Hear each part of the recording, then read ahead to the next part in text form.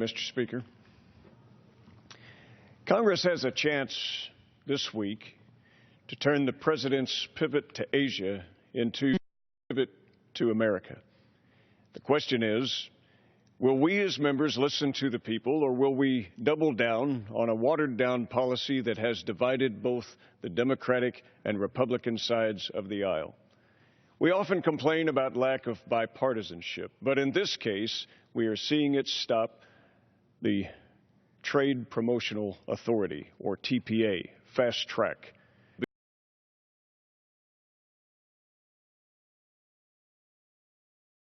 Being for free trade. We all want our goods to go to international markets and for trade barriers to be removed. We find today because both parties have voiced a lack of trust in the President's ability to be able to negotiate what is best for America. That is why we are still fighting to stop the Trade Promotional Authority, better known as Fast Track. Fast Track will not be the panacea of all ills. In fact, if granted, we could see the President move swiftly on the Trans-Pacific Partnership that will likely not deliver the goods, potentially binding our nation to an agreement that could circumvent U.S. interests and law and have secondary harmful effects in multiple areas. Dr. Erilyn Lukacs, an anthropology professor at University of Texas, El Paso, makes this analysis. Quote, "I think the consequences could be very dire. We already saw under NAFTA how many jobs left the United States and also went from Mexico. Then we saw as well tens of thousands of low-income Mexican families being put out of work and losing their land, and we saw how that drove migration to the United States." End quote. The architects of the TPA in both Congress and the White House take offense at opposition, leveling the charge that we are being protectionist. The White House claims that with Fast Track, they can move the TPP to lower barriers on U.S. exports among the 11 other nations, thus increasing jobs and wages. Now to the facts. Contrary to what we hear, we already have high-standard free trade agreements with 7 of those other 11 nations in the proposed Trans-Pacific Partnership. We are writing the rules in the Pacific. Let's write some more, with good bilateral agreements that will allow the American people to have a voice, not some council or transnational commission that sets our fate. If you don't believe me, then how about Simon Johnson, a former chief economist of the International Monetary Fund, a professor at MIT Sloan, a senior fellow at the Peterson Institute for International Economics? Maybe he knows something about it. Here's what he says about the myth of needing the TPA to lower tariffs among the proposed members of the Trans-Pacific Partnership.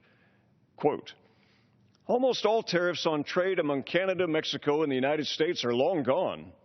That was the effect of the North American Free Trade Agreement. Under the Australia and Singapore Free Trade Agreements as well, almost all tariffs on U.S. goods sold in those countries have been eliminated. Goods from the United States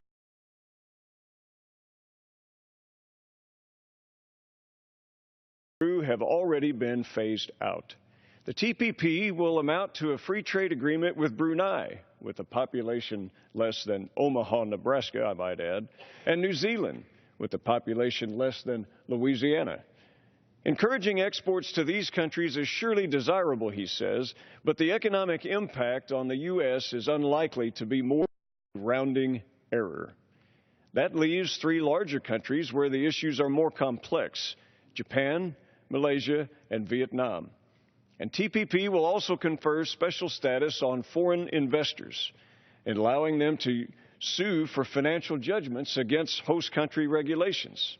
He asks, "Why would we want to provide such differential protection to non-domestic companies is a mystery. Creating a quasi-legal process outside the regular court system just for foreigners can go wrong in many ways." End quote. From my own reading of the TTP, without divulging the details, I would add the concern about private rights in disputes, the transnational panel empowered with a living agreement. And yes, it's there. I've seen it with my own eyes, even after the accord is signed by member nations. There are also the possible exceptions granted to Brunei, whose legal system is not to the same standard as the other nations. Of great concern is a stated intention to economically integrate like the EU, not cooperate, integrate. So one says, what solutions do you have? Here's a few. First, we must start by listening to the American people. If the majority of Americans, from socialists to progressives to liberals to moderates to conservatives to constitutionalists to the Tea Partiers, have voiced concerns and do not want TPA granted, then our actions this week will truly reflect if we are being representative of that voice. Second, the President must demonstrate he can lead on foreign policy. He has yet to do it. Granting fast track to negotiate with 40% of the world's economy should be based on how well he has handled negotiations with other nations. And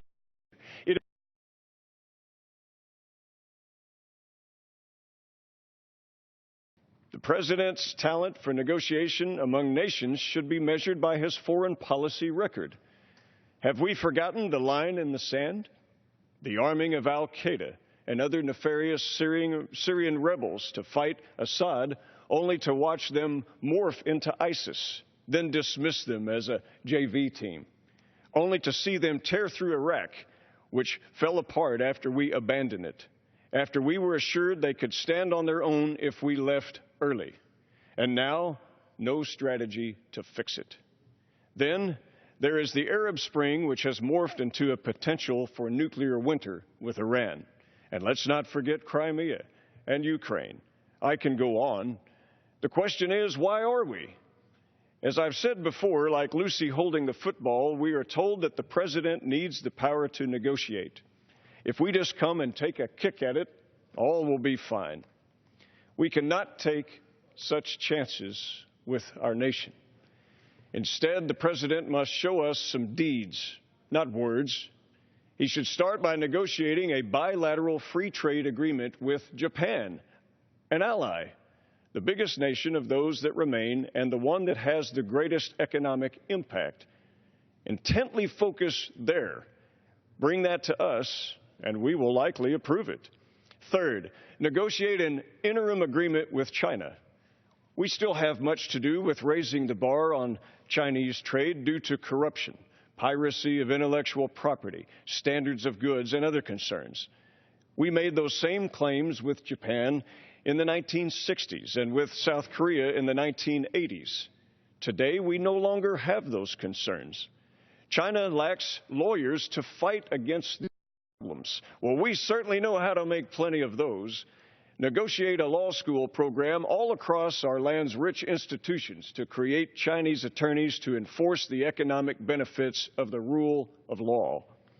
As to goods, China is seeking oil, natural gas, coal, timber, aggregate, beef, pork, to expand their infrastructure and to feed their people. We have an abundance of these, and hardworking Americans that will gladly produce and send these goods. Instead of making China turn to terrorist states like Sudan and troublemakers like Venezuela to pursue these resources, how about a trade agreement on these narrow products that will immediately benefit?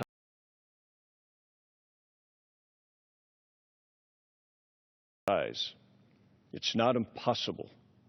We have the resources. We have the technology. What we need are the guts to do it. A rekindling of the American spirit and the leadership to get it done. It starts by putting the brakes on fast track. We need the right track instead. I urge my colleagues left and right to stand your ground. It's time for Congress to lead and be the clarion voice of the American people that we represent. That leadership starts this week in the United States House of Representatives. Let's hold our ground. Let's pivot back to the American people, invest in ourselves and benefit not just the Pacific, but the entire world, as we have clearly demonstrated we can do in the last 100 years. Mr. Speaker, I yield back my time.